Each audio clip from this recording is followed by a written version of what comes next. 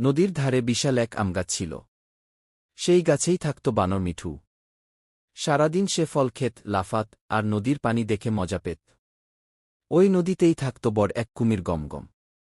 প্রথমে তারা একে অপরকে শুধু দূর থেকে দেখত, পরে ধীরে ধীরে কথা শুরু হল। গমগম পানির নিচে ঘটে যাওয়া মজার মজার ঘটনার গল্প বলত, আর মিঠু গাছের ডালের উপরের পৃথিবীর গল্প শোনাত। ধীরে ধীরে তাদের সত্যিকারের বন্ধুত্ব হয়ে গেল। একদিন গমগম হাসিমুখে বলল, বন্ধু, আজ আমার বাড়িতে উৎসব। তুমি গেলে খুব ভালো লাগবে। কি মিঠু একটু ভাবল।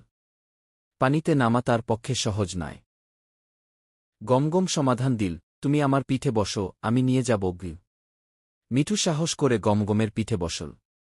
যেতে যেতে গমগম হঠাৎ বলল, তুমি জানো, আমার বউ বলেছে বানরের লিভার খুব সুস্বাদু। তাই তোমাকে নিয়ে যাচ্ছি। মিঠু ভয় পেল, কিন্তু বুদ্ধি হারায়নি। সে বলল, আহা, আমার লিভার তো গাছে ঝুলছে। যদি জানাতে, আগে নিয়ে নিতাম। গমগম থমকে দাঁড়াল। তাহলে চল ফিরে সেই গাছে, বলল সে। গাছে পৌঁছানো মাত্র মিঠু লাফ দিয়ে ডালে উঠল। গমগম বুঝল সে ঠকেছে। লজ্জা পেয়ে নীরবে নদীতে ফিরে গেল।